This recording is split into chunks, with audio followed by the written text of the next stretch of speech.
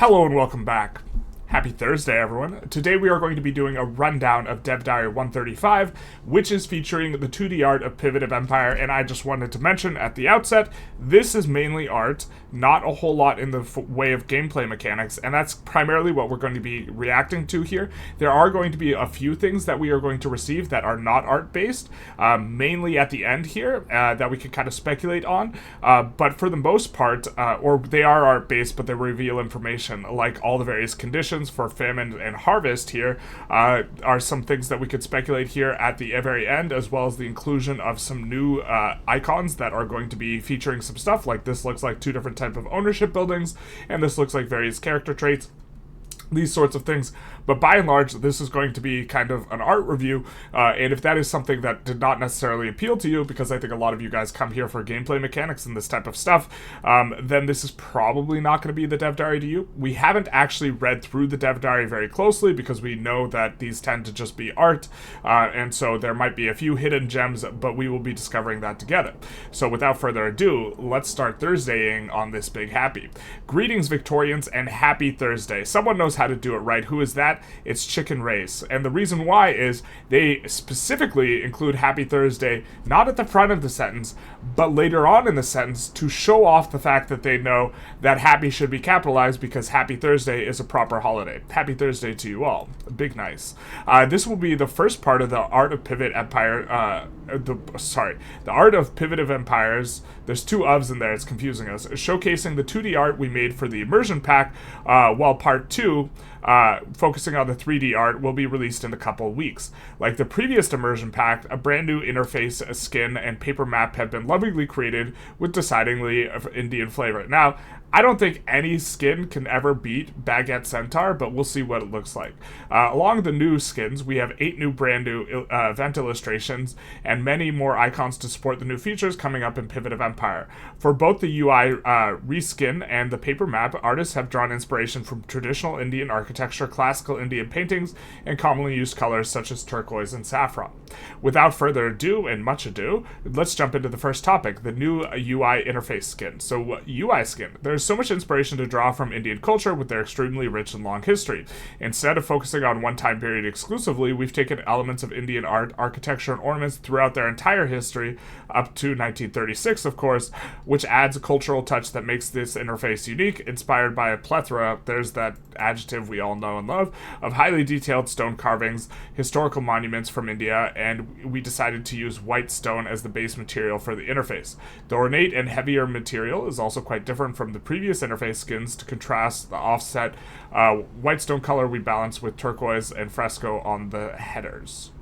Fresco look on the headers. So we can see here, this is, I'm guessing you're going to get various options here of a bunch of different things you could do. We do see a little bit of stone up here. I do not have a strong opinion on these things, generally speaking, but I do like purple, so this might be the one we end up using ourselves, as it were. But it is very neat to be receiving kind of a little bit of some new stuff that we can look at that's visually different. Now, this looks somehow way visually different than the other ones. Is the header? So this header is got a different shape here. So these ones are just curved, and these ones have these like floral, I guess, curves, or the excess or additional curves, which is a bit interesting. We do like our curves. And then here, we do see the interface looking different here as well. More customizability will be neat, so this seems cool. We explored a combination of different materials, frames, and colors. Sounds good. Oh, is this saying we're only going to get one of these? Not there. We have the option for all of these? It'd be sick if we have the option for all of these. Giving more customizability, although again it's not something I generally pay too much attention to. Here we have, what exactly are we supposed to be looking at here? I'm not sure. Do we have a thing? Was a rock solid choice, I must say. Rock solid.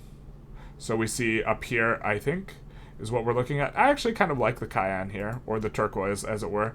Oh, we're looking at turquoise. We're looking at the interface itself. See, this is some of this stuff is going to fly over my head. Also in the corners we see, is that Taj Mahal? And then a peacock, and then down here is an elephant, and I don't know what this is.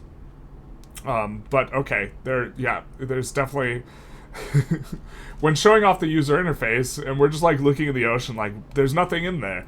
Our brain is on like filter mode. Okay, there are several motifs that we use for the interface skin as well as paper map. We will talk that in later.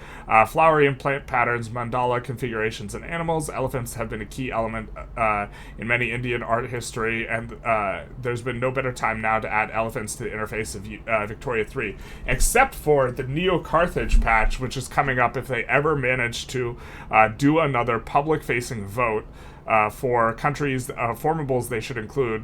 I'm going to try my very hardest to get Neo-Carthage in there, and Neo-Carthage should have elephant art. They will have elephant art, and by they will have elephant art, I mean you will use India's elephant art and just say it's Carthaginian elephants when it's really Indian elephants, and we'll just pretend that African elephants look just like Indian elephants when they don't, because African elephants are way bigger. Although I think the North African elephants were not like the same as the sub-Saharan elephants, and now we're talking way too much about elephants. Another common animal featured in Indian art is the grand peacock. We have incorporated 2 creatures into the UI panels combined with the motifs mentioned. Try to figure out how many elephants are in the UI skin as well as the paper map. Not like this. They tasked us. How many elephants are there? Where's Waldo? But Waldo's an elephant. We lost him in the Alps. The truth hurts. We crossed over, but only 1 elephant made it before we rampaged through Carthage. Time to restore the timeline. We see 1 elephant here, 2 elephant, 1 fish, 2 fish, 3 fish, blue fish. Okay. And so, there is an elephant up here as well. There's a peacock here. Okay, we will not Where's Waldo our way through this dev diary, except we might. We see a new paper map skin. Really interesting color. So the original paper map is basically the same color as Greece, which makes a world conquest on the original paper map. Greece is kind of cut off for you guys, but a world conquest on the original paper map, if you do it with Greece, I think Haiti is actually even closer to the ocean color. You can really paint the map one color. I wonder what color nation this is closest to, but if you do a world conquest on that, it will really look like one color. But the paper map draws inspiration from many of the same sources as the interface skin, but with a deeper focus on Indian paintings. Several key elements of Indian paintings are the flat look with a limited perspective and soft, almost watercolor-like painting style. Like the paper map of Voice of the People, the illustrations depict key events and a slice of moments in history. Voice of the People forever, to be honest, because they have the baguette centaur, but with a focus on India. The art team worked with the narrative designers to come up with the interesting moments on Indian nationalism, the relationship with between India and Great Britain, and general life in India in the Victorian age. It was truly not an easy task to narrow down, I imagine, but I think we're supposed to be looking at stuff like this. There's got to be some elephants in there. Oh, it's very soft. We see all this too. Okay, and we see some of this. And then there's a little bit down here. Is that an elephant? No, it's not an elephant. Where is, in fact, Waldo? We see a horseman up here in the upper left. So there's a lot of stuff here, but it's very, very muted. That's interesting. Okay. We see, is this the Taj Mahal? There's an elephant there. There's an elephant there. 2 more elephants to add to our cap. You put feathers in your cap. We put elephants in ours. Can you identify these key historical moments? Nope. A key element changing the languages of text on the paper map, it makes sense. Last time we did this was in Voice of the People, where we changed the names of the oceans and seas, and a few other elements to French. This time is no exception, where we use the Hindi script for the text. That's neat. There was much discussion between the narrative design and art on which Indian language to use. I bet there was. English was a strong contender, since it was used predominantly in British East India as well as today. Ultimately, we settled on Hindi as the main language of India. Today, not using English adds more immersion to the map. That's true enough. So we do see the Hindi text here, a little bit here. No baguette centaurs, but 2 more elephants. We'll add them to our cap.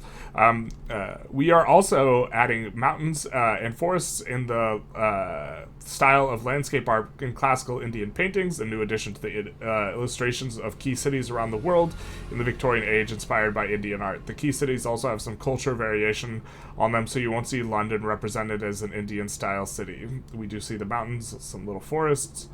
I'm not sure we see... Well, we see this right here. This kind of area. We see some mountains up here. Very interesting. In Brazil, we see a bunch of forests. as well as the city representation for the city. But okay, event illustrations. If you haven't noticed already, we probably didn't. The 2D artist works very closely with the narrative. Okay, we noticed that because he mentioned it 5 times. The narrative designers on many aspects of Victoria 3. The event illustrations are no exception. Once the designers have come up with a theme of an event image, as well as provide some references, the concept artist will start researching finding even more references. Interesting. He, she will also most likely... Why did... generally speaking, as a style thing, I prefer use of the gender-neutral they to he, she, but they probably actually would have been ambiguous as to who was doing it, because they would refer to both the narrative designer and the other one that they're talking about, narrative designers, or they would have referred to both of these, kind of, or it would have been unclear. So he, she is maybe better. We'll also most likely have more questions for the narrative designers, and this will facilitate the next step, which is to brainstorm, provide thumbnail sketches. Well, if narrative designers is mentioned later, it is kind of clear that this would be art. Anyway, that's such a tangent. Both are correct, but we do see kind of a little bit of a process through which some iteration was had, or is this 5 different events? Okay. The art director will then work with me to provide feedback and decide on the final composition. In the example above, which is an Indian urban scene, we wanted to have a greater sense of scale since other illustrations are more zoomed in. Other urban scenes that we had done previously were also quite close up and personal, showing most of the people on the ground. By having a zoomed out approach, we were able to better show off the urban density of the masses. And this is pretty sweet. That is zoomed out. It does look like a lot of people. It's showing off Indian architecture, as well as... Are these rails, but manually worked? I don't know exactly what this is, but okay. Because it looks like a railway, but it looks like a person is pulling the cart. Or is that a horse? That's a horse. It looks like a person, but this one really looks like a horse. Interesting. But okay. As a general rule of thumb, we will always try and come up with illustrations that can work for multiple events to increase the visibility of the new art. Fantastic. Overall themes for the event illustrations include the relationship between the Indians and the British, the cultural divide and tensions among the Indian population in general, and the general life in India, rural and urban, during the Victorian age. We see this, which is some people doing business. We see some Indian people as well as some British people. What new illustrations, what new instructions from the British overlords at this time? Definitely kind of fits in with this art. We see, of course, some oppression. Can't have colonization without oppression, eh? We see tensions are at an all-time high. People are arguing. This guy looks calm as a cucumber, because I suppose he knows that everyone else listens to him. This guy's very not calm. If we were to call him a vegetable, he would not be a cucumber. Nor would he be a tomato, because a tomato is a fruit, botanically speaking. Legally, it's a vegetable. We see some weaving going on. Is this ahistoric? I know the British specifically tamped down on the textile industries of India, specifically so that they would have more of a monopoly and to like curb their ability to manufacture. And so were these... Or I guess you're just making the cloth and not the clothing itself. I actually don't know the direct distinctions between this, but I know that specifically they interfered. So, like, industry banned is actually, like, a historic type of law that definitely fits. They were prevented from industrializing, basically, by the UK. We see some farming going on. Big nice. A romanticized look at life in the India in the 19th century. For icons, with new features comes new icons. Of course, existing feature will also have new icons, such as new laws and new companies. For this section, I would like to show off the general process of designing a new icon for the acceptance feature coming in 1.8. So this is going to have a ton of new icons. There are 5 tiers of acceptance, with 5 being full acceptance and 1 being violent hostility. With that in mind, here are 3 general principles for acceptance tier icons. The icons will show things, situations getting worse gradually. We want to use colors to represent each tier as well. That way you don't have to read or, interpret the image. You could just look at the color, and you could be bad color mean bad. Cool colors means tier 5 and 4, and having a gradual shift towards red, which represents tier 1, because everyone knows red alert. Space. As with general icon design principles, the silhouettes must be clear. We've explored various icon styles with the intention of adding more flavor to the tiers. For instance, when the tier icons are displayed really, really tiny, we always want to have numerical icons with the same number, with the same color styles as mentioned above. Okay, so let's take a look. We do have fully accepted and fully discriminated against over here. And okay, so we have several things going on. We have the full art, and then is this the process by which they got to this? And this is kind of what they decided to have. We see the little salute or the pointing. You go over there. So we see full accepted, kind of accepted, you're squashed down, you're beaten down, and now you're in jail. You'll have to go to jail. A more illustrative style, perhaps something a little bit more graphical. If the icons are huge, like these would definitely work. Maybe they are going to be in, but I think this is the idea. Is this is what they eventually have here settled on. Very cool though, to kind of see the storyboards all together. You could see this is maybe proposed content, and this is the more actualized version. I'm not sure what the final... Okay, let's kind of keep exploring. More exploration gave rise to the idea of continuity and a consistent storytelling between the 5 tier icons. That's interesting. Okay, so this is just brainstorming entirely. Each icon will be represented by 2 characters. Top Hat Guy, a straightforward and iconic representation of the ideal citizen who's made it in life in Victorian era, and Character 2, which changes every tier. So it's between Top Hat Guy and the other. Phil, let's get into the philosophy of the other. You've been othered, bro. So we see Top Hat Guy, and he's accepting. And then we see... Top Hat Guy's like, man, we don't talk to you. You can't sit with us. And then Top Hat Guy's like, no, you suck. And now Top Hat Guy's kicking you, and now Top Hat Guy has you in jail. Kind of similar looking story here. Now he's completely separated from you, and now he's stepping down on you. We see that 3 is highlighted, so maybe this is what they decided to go with. Shaking hands. He's giving you the thumbs down, but he's not doing anything too crazy with you. Here you're untouchable. You're filthy. Here you're getting stepped on, and here you're in jail. And then here we see not Top Hat Guy, or Top Hat Guy with a gun. Kind of looks a little bit weird. I kind of like the smuggy Top Hat Guy over the gun Top Hat Guy. But we have kind of a similar look here. Exploring multiple variants. Truly horrible to have a person in a caged animal like tier 1. Yep. Slavery's bad. You heard it here first, except you didn't. You heard it somewhere else first, I hope. For full acceptance, we can see that Top Hat Guy is shaking hands with Character 2, which is represented as a stereotypical worker. For second-class citizens, we have the relationship a bit soured, and Character 2 is facing away from Top Hat Guy, who's giving him the thumbs down. While the thumbs down hard sign can be hard to see, the pose makes it silhouette a little more distinct. For tiers 3 to 1, we also see a recurring theme how Top Hat Guy treats Character 2 worse and worse. In fact, Character 2 even loses any sense of identity and is just a silhouette of a person with no other distinct features. Okay. And so here we have... Is this the progression here? So here we have fully accepted, kind of accepted. He's just like, nah, I don't like you. This... Okay, yeah, he becomes just a silhouette. No features of him looking like a worker, because why would we include features if he's subhuman? Yeah, okay. I kind of like that touch.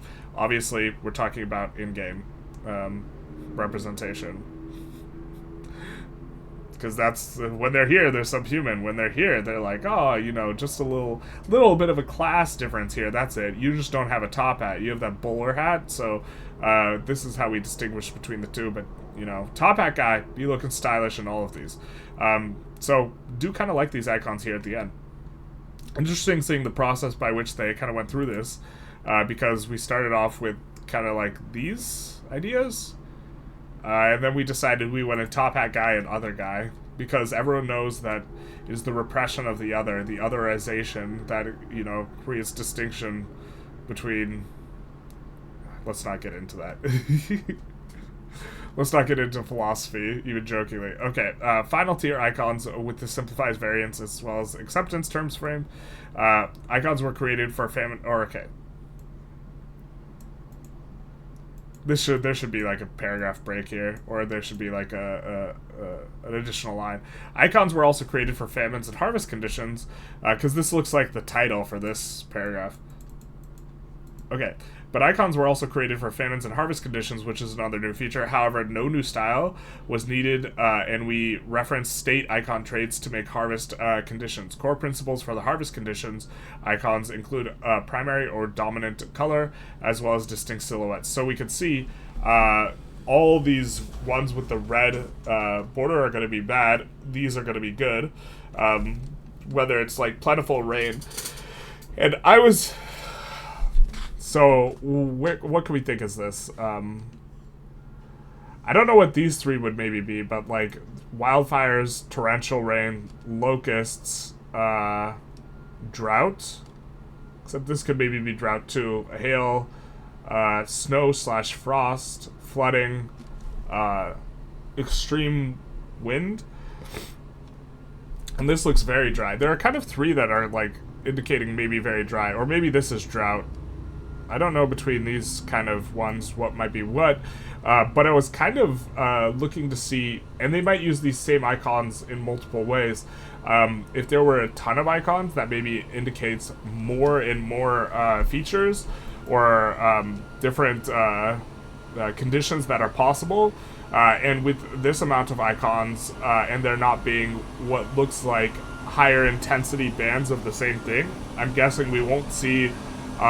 we will see like tropical storm, but we won't see maybe hurricane or something like this. There won't be like upgraded, extremely severe versions of the same conditions if they didn't make art assets for them. Although you could just use the same art asset. So you could just like have this mean torrential rains and hurricane and have two different conditions, because they haven't really explored how many conditions there are going to be and how severe they are, which is maybe something you could glean from looking at the art.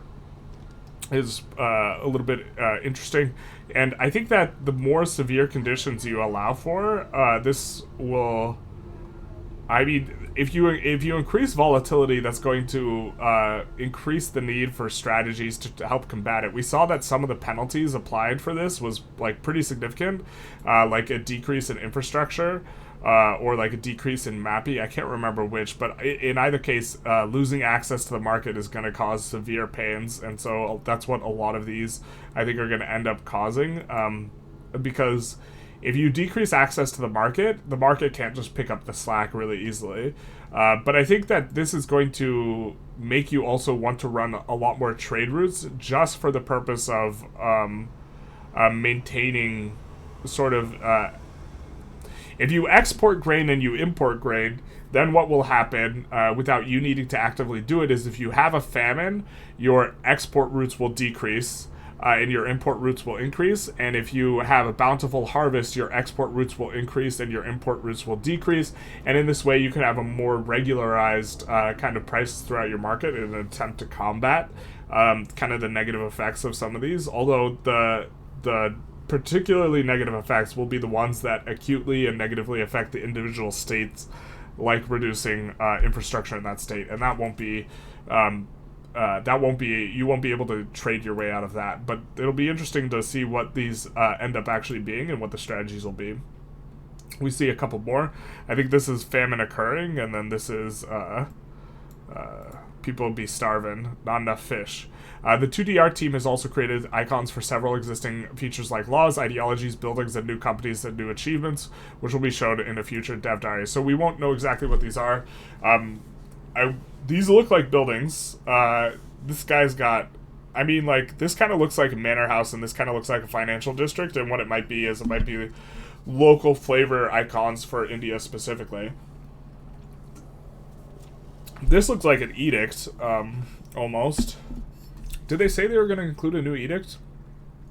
These are the 4 new laws that are being introduced with the caste system. These are new ideologies. I don't know what this is. Did they kind of give an idea?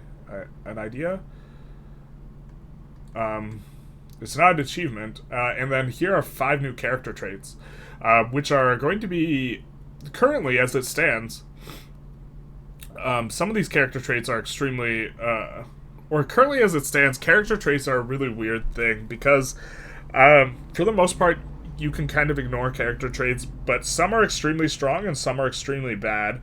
And like it just feels weird to like be like kind of ignoring the system for the most part, unless like you got one of the really bad ones. And then you have stuff like if you're playing the UK, you get access to. I don't know why I wanted to say Warren Buffett. It's not Warren Buffett.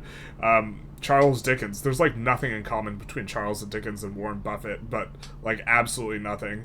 But Charles Dickens, like the strategy, because he has literary and cautious, is to actually make him a monarch specifically, and you actually stay on monarchy as Great Britain as a result. But then like you just kind of ignore character traits all throughout otherwise, and it's just like in a lot of other spots. Or, well, you only care about literary, cautious, bandit, imposing, and reckless, basically, as character traits. I hope that the character traits are dynamic enough that these are going to be 5 that you care about, I suppose. And this wraps up this week's Dev Diary. It was a little bit of a long one, or actually it wasn't even that long. It was just like a lot of art. I hope you enjoyed the insights into what goes on in creation of the 2D art, and for Pivot of Empire. Next week we will have Vika, is that Victoria? Detailing even more exciting narrative content coming for the game. So this is nice. Was pretty cool to see kind of how they iterated these like 5 icons that I think that they settled on, right? We of course are not rooting for Top Hat Man, we are rooting for the other man to one day become Top Hat Man, so the cycle of oppression can continue, not like this. But in particular, I do think using Top Hat Guy and Other, and I think that the fact that the Other loses all discernible features is super cool. I think that's a very nice touch. Rather than just becoming an oppressed worker, he becomes an animal.